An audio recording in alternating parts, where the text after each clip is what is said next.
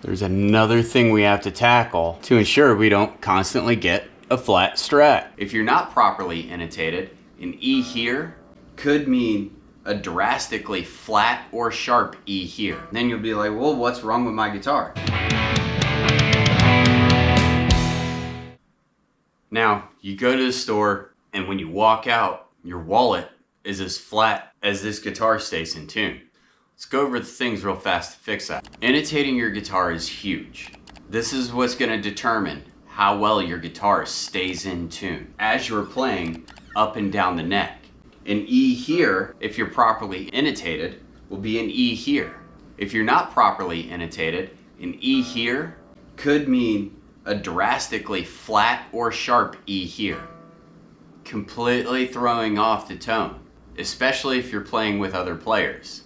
And they'll hear it, and you'll hear it. Let's take this over to the bench and show you. If that is not set appropriately, then once you hit the 12th fret, it's gonna sound out of tune. It's gonna be either flat or sharp. So an E wouldn't be an E. It would be an E flat or an F, and you don't want that. So, especially if you're playing lead and you got somebody doing an amazing job at playing rhythm and you think you're in key, you're not. Then you'll be like, well, what's wrong with my guitar?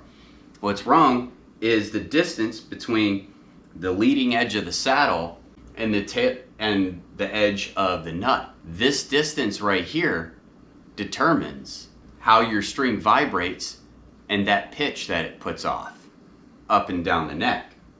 So, the way we do that is we grab our tuner, we place it on the neck, on the headstock, or the peg head. We hit our E string, and we make sure our E string is perfectly in tune. Now we go to the 12th fret.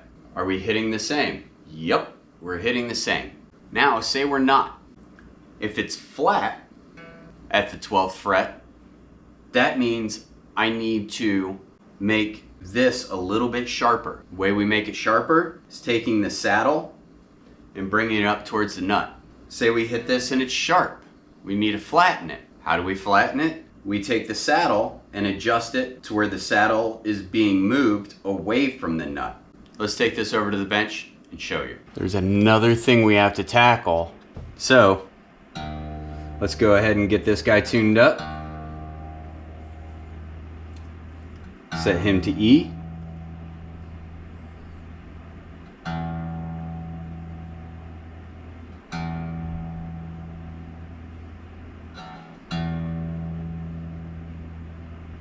And we're there. Now let's go ahead and fret it. We're sharp. So what that means is if it's sharp, here's a cool way to look at it. If you set up your tuner to where your tuner is facing you like this, it tells you where to send the saddle. So if it's sharp like it showed, I need to draw the saddle in. If it's flat, I need to draw the saddle, send the saddle out towards the nut. So another way to think about it is wavelengths, right? If it's sharp, I need to draw that wavelength out, make it longer. How do I make the wavelength longer? By making the string longer.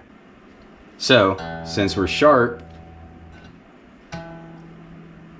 and only by a little bit, I'm gonna do it, once again, quarter turns or half turns, right? I'm gonna do a quarter turn clockwise on the low E saddle to bring that saddle in.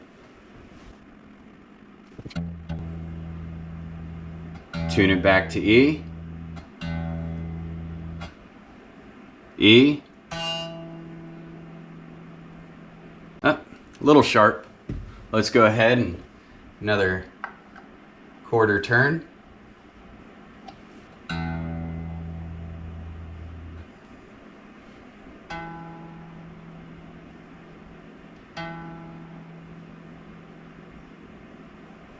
Beautiful, right on the nose. Now go ahead and do that for all the strings going forward.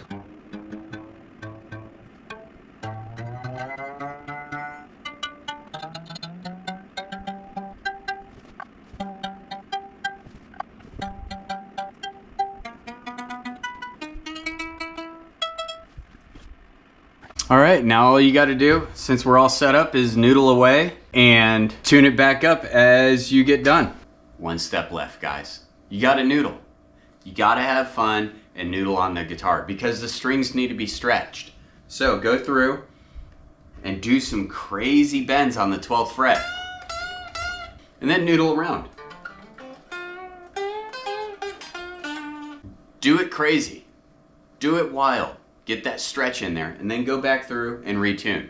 The way I like to tune my guitar always is from the high E to the low E. The high E string doesn't put as much stress on the neck as the low E string. Tune the low E string first. You're going to notice the other strings come out of tune a little bit more. It settles in a little bit better when you go high E to low E. Thanks for swinging by. Me and Blake look forward to seeing you again. Say bye, Blake.